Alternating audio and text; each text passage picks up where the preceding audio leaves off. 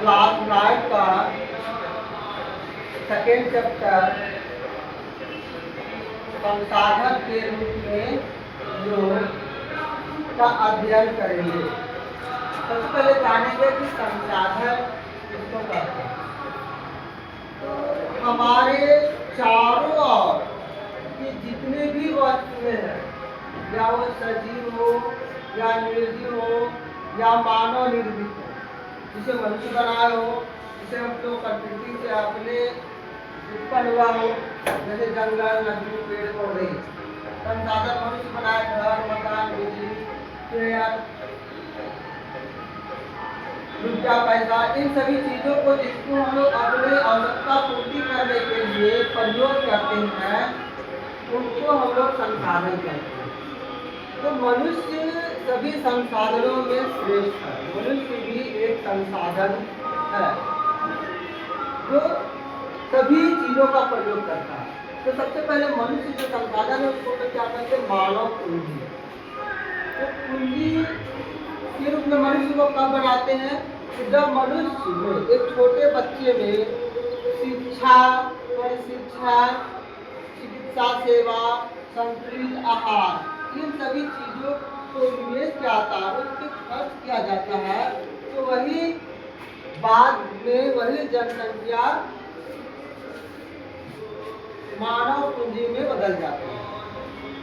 मानव पूंजी कौशल और उनमें निहित उत्पादन की क्षमता के ज्ञान का स्टॉक, मतलब कहा जाए कि किसी मनुष्य में यदि पढ़ाया लिखाया जाए, उसमें ट्रेनिंग दिया जाए, उसको स्वस्थ पर ध्यान दिया जाए, उसे पोषक आहार दिया जाए, तो बड़े होकर के मानव पूंजी बन जाता है।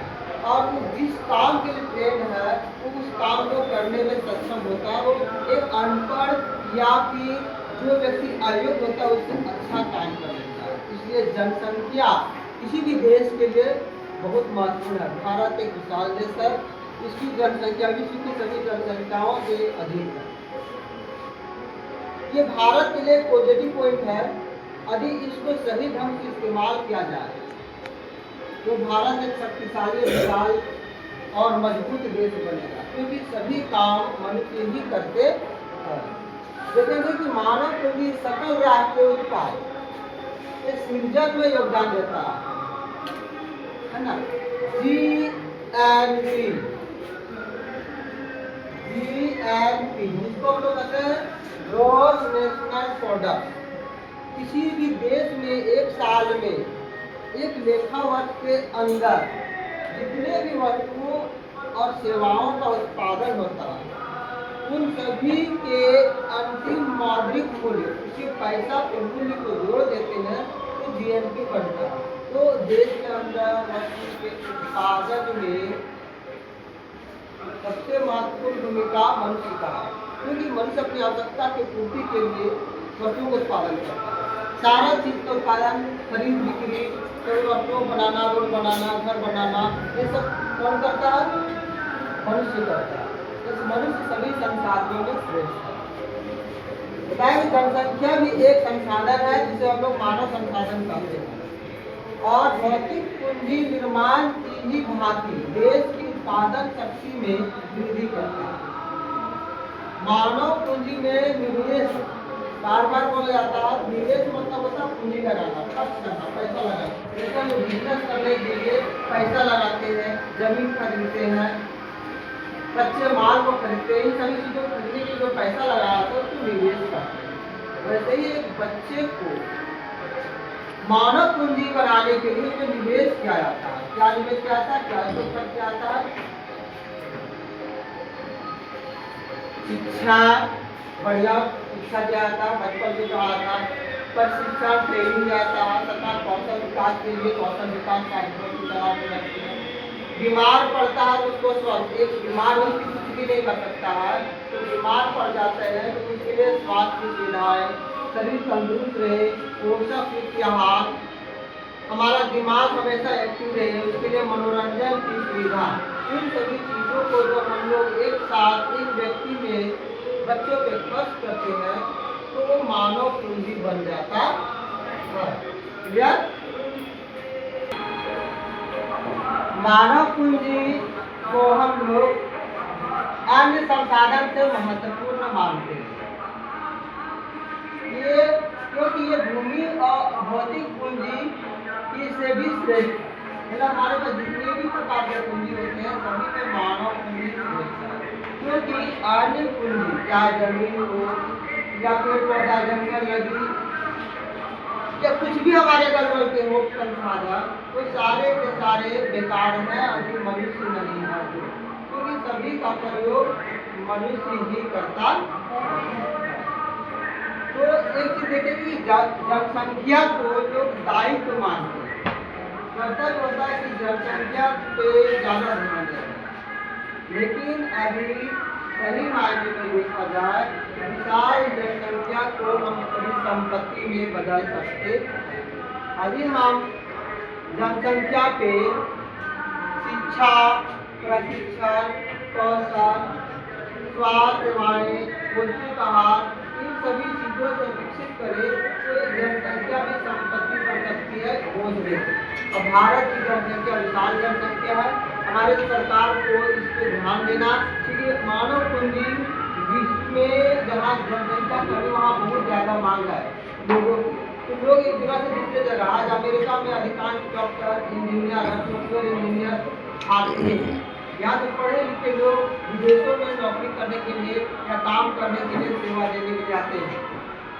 हम लोग देखेंगे कि मानव संसाधन में निवेश इस बार नहीं बोल रहा है कि शिक्षा से भविष्य में कुछ प्रतिफल प्राप्त होता है। छोटे बच्चे हैं उनको बचपन से पढ़ाया लिखाया जाए, ट्रेनिंग दिया जाए, किसी खास क्षेत्र में, चाहे डॉक्टर बनना चाहता है, इंजीनियर बनना चाहते हो, या कोई कलाकार पेंटर बनना चाहता है, या चित्रकार बनना चाहता है, संगीत बनना चाहता है, सिंगर बनना चाहता है, डांसर या खेल खिलाड़ी बनना चाहता है, जो बच्चा जिस क्षेत्र में जाना चाहता है उसको उस प्रकार से ट्रेनिंग दिया जाए तो बच्चा अपने जीवन में सफल होगा और एक संपूर्ण मानव पूंजी के रूप में विकसित होगा।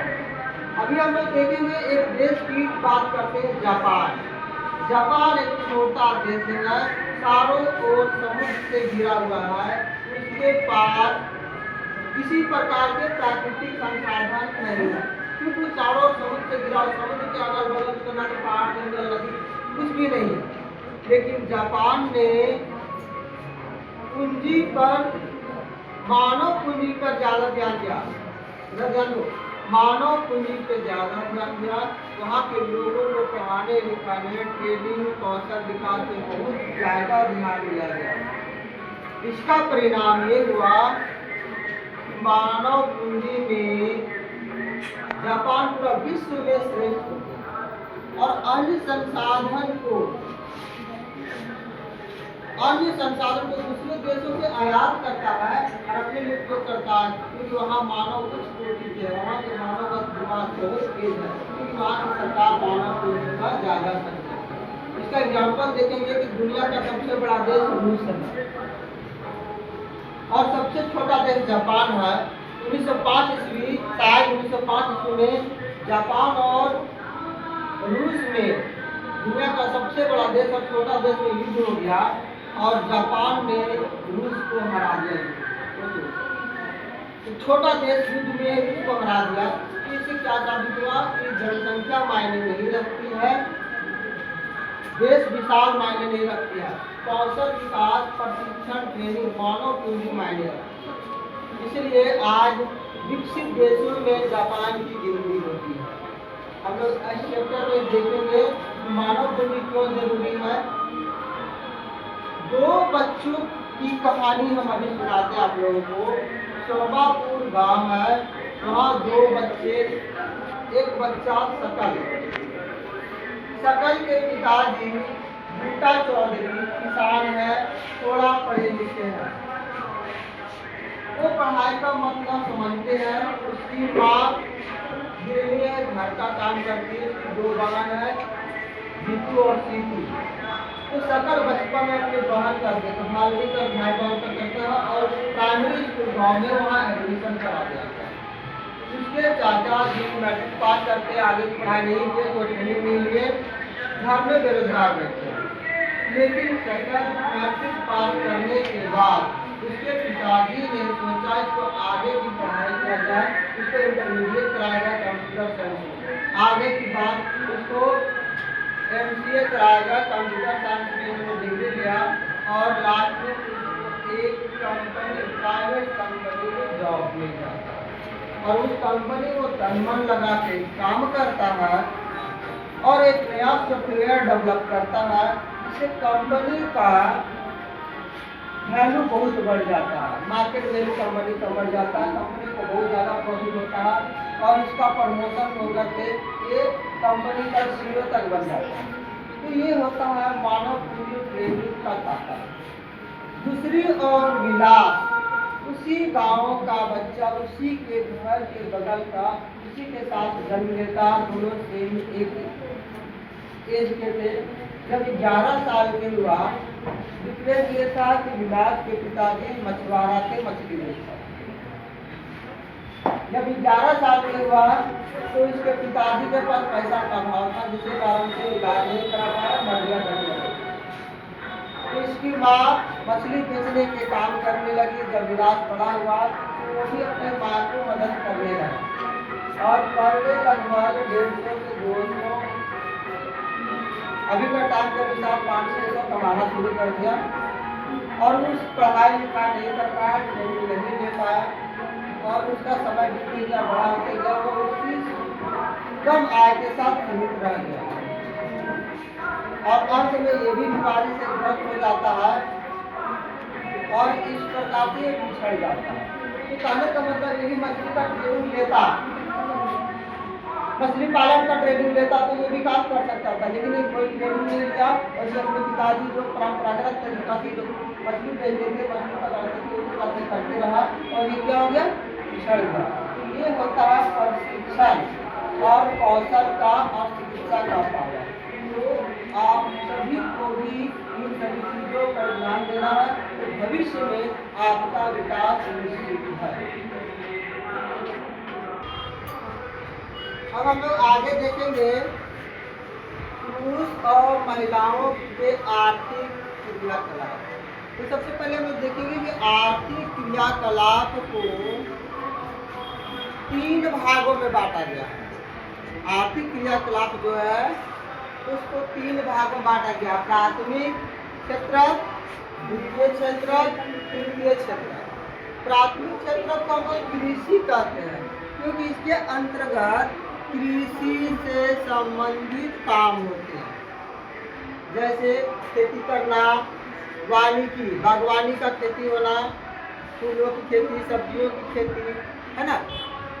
पशुपालन, गाय को पालन करते हैं, पशु पालते हैं ना, बकरी पालते हैं। मत्स्य पालन यानी मछली पालन, मुर्गी पालन, जो कुक्कुट पालन भी करते हैं, सुअर पालन, यानी बहुत प्रकार के जिसको हम लोग अपनी जीविका के लिए करते हैं। साथ में खनन और उत्खनन, खनन और उत्खनन, जमीन को खोद के खनिज पदार्थों को निकालना, जैसे बालू नदी से उठाव करना या ईंट भट्ठा के लिए मिट्टी काट के ईंट बनाना, ये सभी काम, या कोयला निकालना, ये सभी काम कृषि में आते हैं। प्राथमिक क्षेत्र नाम दिया गया है, इसको हम लोग फिर से पढ़ेंगे। प्राथमिक करने का मतलब इसको उत्पादन का पहला चरण है, इसके बीच में कोई मीडिएटर नहीं आता, डायरेक्ट प्रकृति पे काम करते हैं। जैसे खेती प्रकृति पे काम हो रहा है, हम लोग ईंटा मिट्टी से डायरेक्ट बना रहे, डायरेक्ट बालू उठा के लाए, पत्थर से डाले, हम लोग तोड़ करके उसको गिट्टी बनाए। तो इस प्रकार से इसको डायरेक्ट प्रकृति पे काम होता है और बीच में कोई मीडिएटर नहीं आता, इसलिए लोग प्राथमिक क्षेत्र का। कृषि का क्षेत्र ज़्यादा है इसलिए कृषि क्षेत्र का आता है। दूसरा द्वितीय क्षेत्र, इसके अंतर्गत मीडिएटर आ जाते हैं, मतलब प्राकृतिक वस्तुएं को प्रयोग करके दोबारा, जैसे हम मिट्टी से ईंट बनाए, ईंट को फिर हम लोग क्या करें, पकाने के बाद उसे घर बनाने के लिए बालू से हम लोग लाए, फिर उसको घर बनाने में प्रयोग किए। तो घर का काम होता है निर्माण करना। उद्योग में हम लोग प्लास्टिक का सामान बना, तो प्रकृति से पहले इसको प्राप्त किए, फिर इसको फैक्ट्री में बनाए, कपड़ा फैक्ट्री में बना, तो जो चीज़ फैक्ट्री कल कारखानों में बनता है वो द्वितीय क्षेत्र में आता है, इसलिए अभी तो उद्योग में काम होता है, इसको औद्योगिक क्षेत्र भी कहते हैं।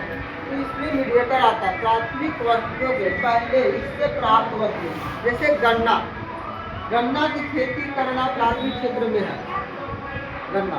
अब गन्ना से हम लोग चीनी बना दिए, तो चीनी उद्योग में बना, तो गन्ना कहाँ से है? कृषि से।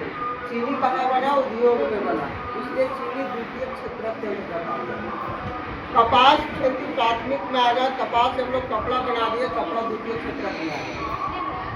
अब आता है तृतीय क्षेत्र, तृतीय को हम लोग सेवा क्षेत्र करते हैं।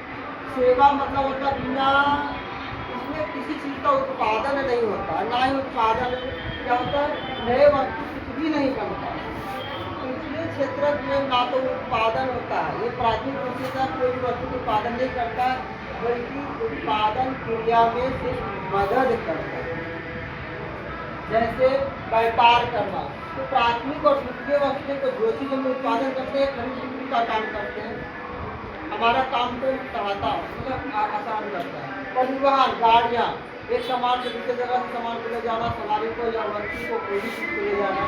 संचार, मोबाइल, टेलीविजन, रेडियो, टेलीफोन, ये हमारे काम को आसान करते हैं, इसमें कोई नया चीज़ बनता नहीं, उत्पादित नहीं होता, हमारे काम को आसान करता है। बैंक, बैंक हमको पूंजी के लिए पैसा जमा करना, निकालना, ये सभी काम होता है। बीमा हमारे स्वास्थ्य के लिए या हमारे पूंजी जमा करने के लिए सब करते हैं। शिक्षा, स्वास्थ्य, पर्यटन, ये सभी सेवा क्षेत्र में आते हैं। आर्थिक क्रियाकलाप 3 भागों में बांटा जाता है, प्राथमिक, द्वितीयक और तृतीयक से। लेकिन मुख्य रूप से देखा जाए तो आर्थिक क्रियाएं 2 प्रकार के होते हैं। एक क्रिया होती है बाजार क्रिया और दूसरा होती है गैर बाजार क्रिया। तो हम लोग आर्थिक क्रिया सबसे पहले किसको कहेंगे वो देखेंगे। तो आर्थिक क्रिया राष्ट्रीय आय में मूल्यवर्धन करते हैं, मतलब हमारा ऐसी क्रियाएं जिससे हम पैसा कमाते हैं, तो वह राष्ट्रीय आय में योगदान देता है और राष्ट्रीय आय की वृद्धि में सहयोग करता है, हमारा उसमें इनकम को जोड़ा जाता है, तब इसको हम लोग राष्ट्रीय आर्थिक क्रिया कहेंगे। तो आर्थिक क्रिया को 2 भागों में बांट दिया गया, पहला बाजार क्रिया, दूसरा गैर बाजार क्रिया। अब यहाँ समस्या बाजार क्रिया क्या, सामान्य भाषा में हम लोग जानते हैं कि जो बाजार हमारे गांव या शहर में जहाँ वस्तुएं खरीद बिक्री किए जाते हैं उसको हम लोग बाजार कहते हैं। लेकिन यहाँ अर्थशास्त्र में हम लोग उसको बाजार नहीं कहेंगे। इस प्रकार यदि बाजार हम लोग मार्केट में उसको कहेंगे जहाँ सामान वस्तु खरीद बिक्री करते हैं, तो पूरा दुनिया बाजार है, हमारा घर भी बाजार है, क्योंकि हम लोग ऑनलाइन मार्केटिंग करते हैं, हमारे घर में ही अंदर भी सामान खरीद बिक्री होती है, तो पूरा दुनिया बाजार बन गया। तो उसको हम लोग बाजार नहीं कहेंगे। बाजार और बाजार क्रिया में अंतर है, वो बाजार हो सकता है, बाजार क्रिया नहीं हो सकता है। बाजार क्रिया और गैर बाजार क्रिया। अब बाजार क्रिया किसको कहते हैं? जो भी काम हम लोग करते हैं जो वेतन या मजदूरी के रूप में पारिश्रमिक का भुगतान किया जाता है, जो भी हम लोग काम करते हैं, जैसे हम यहाँ पढ़ाने के काम कर रहे हैं, इसके बदले में हमको वेतन मिलता है। तुम्हारे मम्मी पापा कहीं काम करते हैं, खेत में काम करते हैं, फैक्ट्री में काम करते हैं, या कहीं दूसरे कंपनी में सेवा दे रहे हैं, तो उसके बदले में उनको मजदूरी या वेतन मिलता है, तो उसको हम लोग बाजार क्रिया कहेंगे। सीधा सीधी बात है, यदि हम कोई काम करते हैं, चाहे कोई भी काम हो, चाहे प्राथमिक क्षेत्र में कर रहे हो, द्वितीय क्षेत्र में कर रहे हो, तृतीय क्षेत्र में कर रहे हो, जिससे यदि हमको पैसा मिल रहा है, इनकम हो रहा है, आय आ रही है, तो मजदूरी मिल रही है, तो उसको हम लोग बाजार क्रिया करेंगे। अब होता है गैर बाजार क्रिया। तो गैर बाजार क्रिया बहुत महत्वपूर्ण है, लेकिन ये राष्ट्रीय आय के संवर्धन में योगदान नहीं देता। राष्ट्रीय आय में वृद्धि नहीं होता, डायरेक्ट करता है, डायरेक्ट नहीं करता है, इसको गैर बाजार। इसमें स्व उपभोग, जैसे कोई किसान खेती कर रहा है और केवल अपने उत्पादन, अपने उसको बाजार में नहीं बेचा, उसने उपभोग कर लिया। चावल उत्पादन, धान उत्पादन किया, चावल से चावल बनाया, गेहूँ उत्पादन किया अपने लिए, सब्जी उत्पादन किया अपने लिए, उसका उपभोग खुद कर लिया। दूसरी चीज घर में मम्मी खाना पका रही है, हमारी कपड़ा धो दे रही है, घर की सफाई कर रही है, तो उससे क्या हो रहा है कि मम्मी को कोई इनकम नहीं हो रहा है, कोई आय नहीं आ रहा है। पापा बाजार में मार्केट में काम करने गए हैं, क्या लेबर का काम करते हैं या मिस्त्री है या कंपनी में काम कर रहे हैं, पैसा आ रहा है।